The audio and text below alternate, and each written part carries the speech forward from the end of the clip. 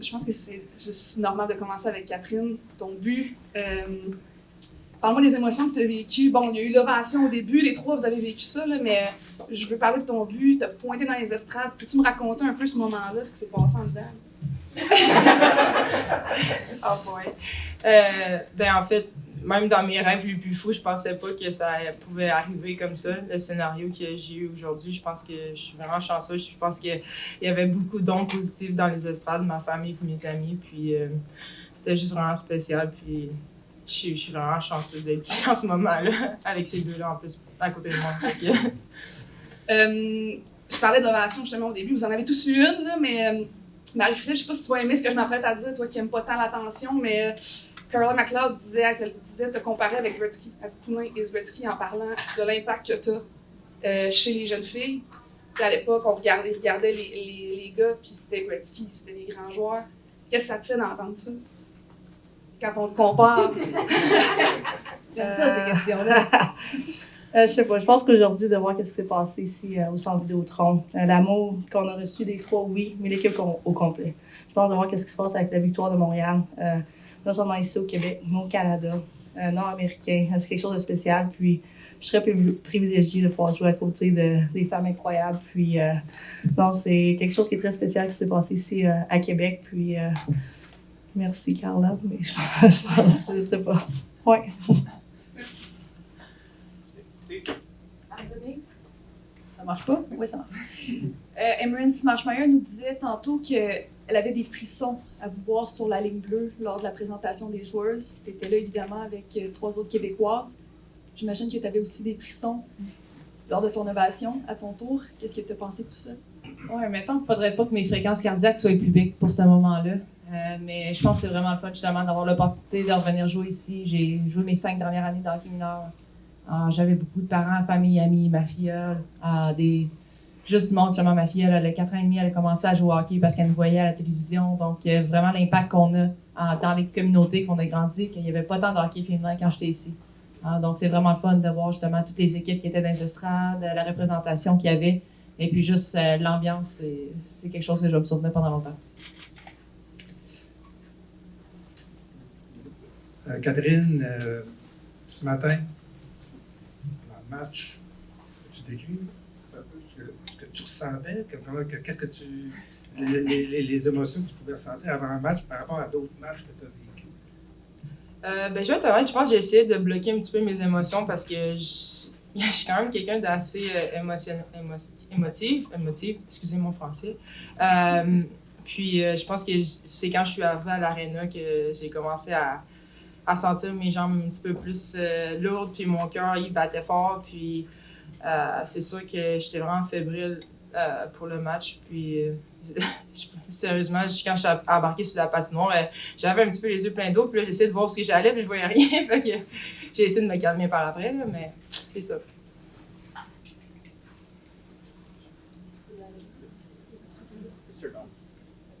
Je vais parler un peu du match aussi, évidemment.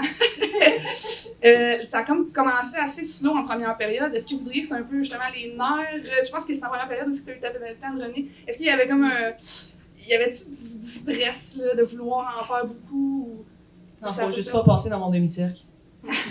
Mais non, tu sais, je pense que justement, on venait de jouer un match vendredi, on s'est envenu hier, donc le tout était un petit peu rapide. Et puis, comme on a mentionné dans le vestiaire, ça sera pas tous les matchs qui sont parfaits, mais on a démontré énormément de caractère. On a réussi à.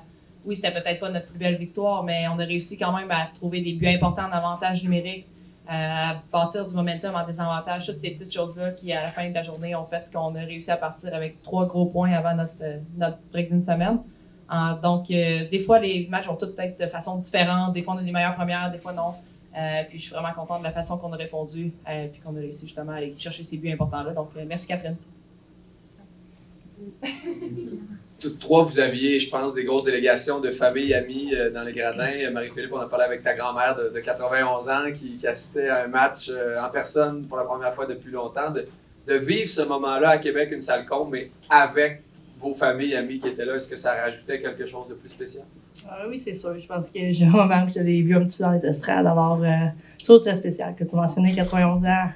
C'est une de mes fans préférées. Puis, très chouette de l'avoir.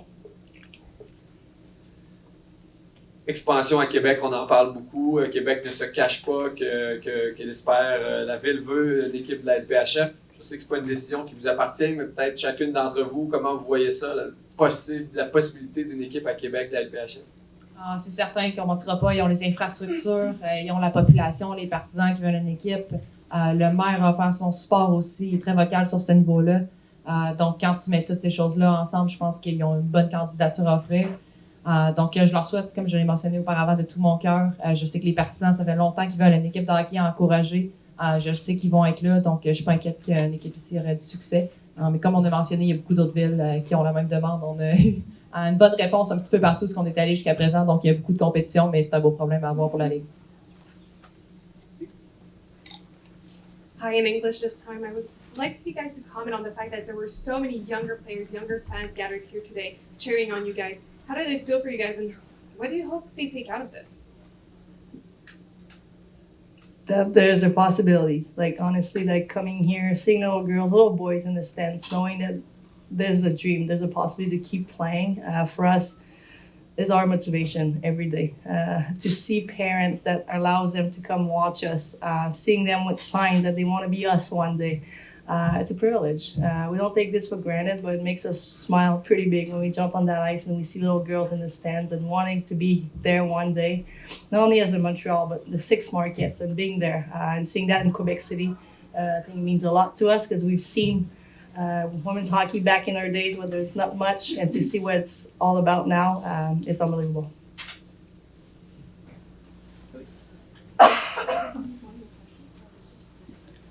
A follow-up question, maybe in English. We already spoke about expansion possibilities.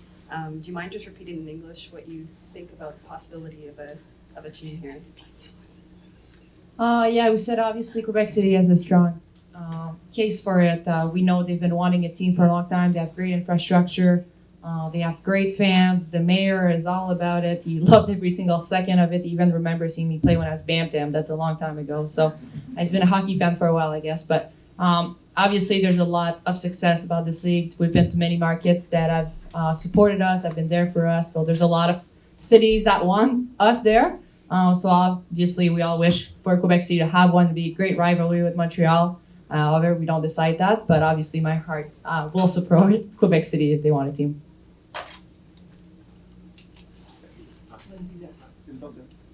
Right after you go in English. Yeah. Haley, did you have a question? Yeah, we got an English right here. Catherine, I'm sorry, I'm sure you were asked this in French already, but just wondering what was kind of going through your head during the player introductions. I mean, it was just unbelievable to see that crowd in front of us in Quebec City, where I'm from, and it was just I had chill the whole time, and even my craziest dream will not wasn't that the picture that I had. So no, it was very special. Marie-Philippe, do you have a lot of family at this game here? You're like, all 3 of you are close to home. I'm curious what it meant to play in front of what I assume is a lot of friends and family from Beauceville. Yeah, it's always special. I think a lot of us had a lot of special people in the stands, and just to see my whole family here, especially my grandma, making the trip here, it's always very special and makes those games very enjoyable, that's for sure. When was the last time you would have played in front of your grandma? A long time. And Renee, I know you already mentioned expansion, but I'm just curious for either you or any of the 3 of you, what makes Quebec City such like a special hockey place, or place to play, or place to be? I mean, the fan, like the Nordic has been gone for how many years? I don't even know, and they are still there. And how many? 30 years, and they're still there supporting every single hockey game there is in the city. Like Tournoi with Quebec, like you guys see it. Like the kids have 12, like, and the rink is sold out, like, you know. So I think the fans are just like unbelievable. French people are hockey in the blood, if I can say that. But yeah, I think the fans and like this place too. This is amazing. It's so pretty. That's the first time I play here, and I don't know. This is very special. This was a great turnout today. Great, it is a great hockey town, but would it be difficult for players who don't speak French? I don't believe so. I think nowadays there's so many resources, there's so many ways to get around. We've traveled to many countries to play hockey where we didn't speak the language and we still got around. And there's people are so welcoming, and I know the population would go above and beyond to make everybody feel welcome, to make sure that they are helped, that they feel like they belong, and that to support them. So that's not a worry of mine. And I know that every player that's played in Montreal even right now feel like everybody's trying to help them. They just want to find a solution. So I think this city is precious, and that the people that live in it as well, and they really want what's best. When the Nordiques were here, there were players that had difficulty. Well, yeah, but that's a long time ago. I guess social media and like the kids nowadays like learn English way faster than what we did back then. And I know like my nephews, if you speak to them, they can communicate in English just well. It wasn't my case, and I guess I had to go to school in the States to figure it out. But I guess it's a little different reality nowadays. Sur une autre note, on sait que dans la Ligue, les walk-in, c'est quelque chose de quand même intéressant. Les trois, vous êtes arrivés avec un chandail différent d'une équipe de la ville de Québec. Comment vous avez fait vos choix?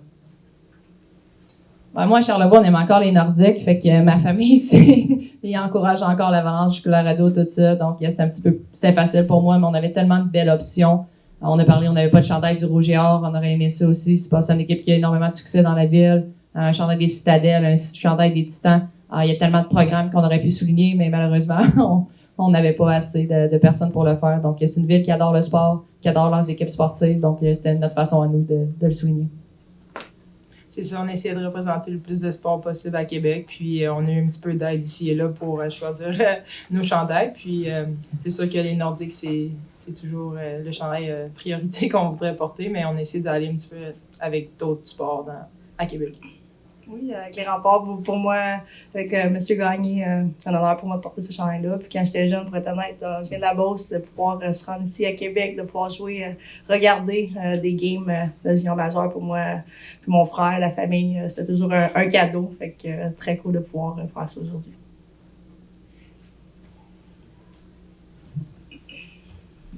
Merci tout le monde. Merci, mesdames. On va revenir avec Corey dans 2 secondes. Merci. Merci. Merci. Four players from Quebec got innovation on the blue line at the beginning of just before the start of the game. Yeah, I mean, that was an important decision for us as a team to start our Quebec players who were going to be in the lineup, and not surprised at all. And I know the importance that those players mean to this province, and it was really cool. Did you add the chills? Oh yeah, I was almost crying. So it was kind of cool. Contrary to popular belief, I'm actually somewhat emotional.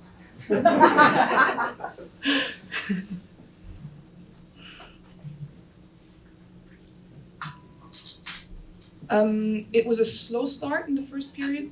Yeah. Would you say it was the nerve or fatigue, or what's your explanation? Yeah, sometimes you can't explain. Sometimes it's, probably a combination of everything. Didn't like our start, but for us, we have an agenda. We're on a mission, and good teams find a way. Corey, you played 4 of these takeover games now. General overall view of what the league's been doing. Yeah, first of all, nice hat. Yeah, I mean, it's phenomenal. The amount of fans that we've been in front of on this takeover tour. I've been hearing rumblings that it's actually the Montreal takeover tour. The opportunity that we get to play in front of the fans has been amazing. And every city that has hosted us has been incredible and supportive. And, I think the future is bright for women's hockey in this league. Hi, Corey. It's 3 wins in 3 games against Ottawa this season. And last season, too, it was working really well. I think it's 7 out of 8 games. Why is it working so well against this team?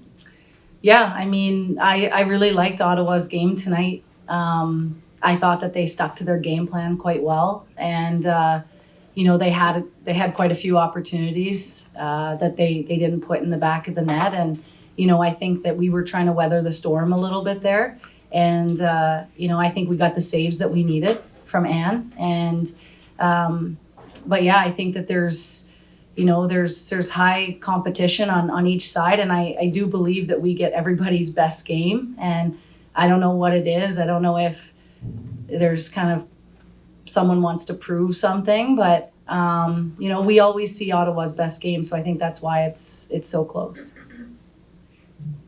Hello, Corey. Hi. You're now 3 points ahead of Minnesota in the standings. What does that mean for the team? Yeah, I mean, I think, the standings tend to fluctuate quite a bit. And for us, we're just trying to focus on what's ahead and taking care of the plan for that day. And, I think anytime we have the opportunity to stay where we are in the standings, it's going to be really important. And it's important to be able to play through those games where people are coming for you. And I think that that's the mentality that we want our players to face, is we want everybody's best game because it's going to prepare us for our long-term goal. Hi, Corey. Hey. 7 points in her last 5 games for Erin Ambrose. What seems to be really working for her right now after, I don't even want to say a slow start because she was playing in all situations, but offensively, what's really working for her on the blue line? Yeah, I mean, I think, Erin gives herself an opportunity to have good looks. She's a very smart player. She, gets her shot through at the blue, which is crucial. She gets through that first block. And, I think her vision just speaks for itself. And we knew it was only a matter of time. And, her D pairings did switch a little bit a few games ago now. I can't remember what game we were at. Trying to remember. But her and Keps also have a long history from last season with each other. So, maybe they're reading off each other a little bit better now too. Hi, Corey. Hi. Did you see anything particular from Catherine before the game today? Did you have to speak to her before the game? How was she?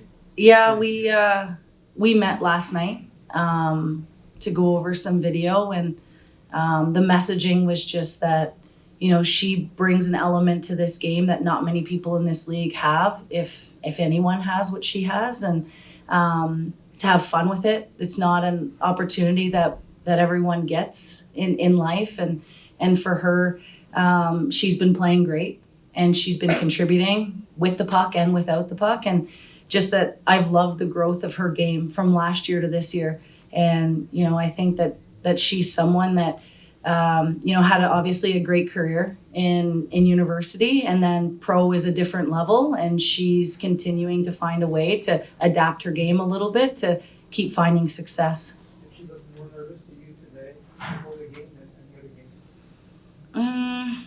Not really. I mean, Doobie, she always wants to impress. She wants to do the right thing. She wants to, have an impact with the team, and she is the ultimate team player. And I think maybe you saw a little bit of relief after that goal and just kind of the weight a little bit off of her shoulders. But I think she just ultimately she wants to put on a good show for everybody. Yeah. Hi, Corey. Hi. I know you already told us in English how was it to play here in the arena, but I wonder if you can tell us in French because your French is pretty good. So take your time. Oh, okay, nice.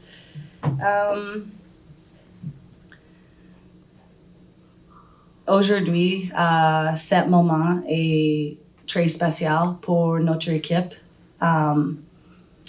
Et la préparation pour 7 jours, c'est très important pour les joueurs. Et pour les joueurs de Québec, juste un moment spécial pour, I don't know how to say them, for them. Elle. What's that? Elle. Pour elle. Pour elle, oui. Merci. A moment unforgettable for everybody, for tout le monde. Merci beaucoup. De rien.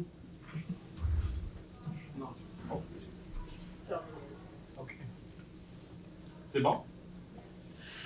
Merci tout le monde. beaucoup.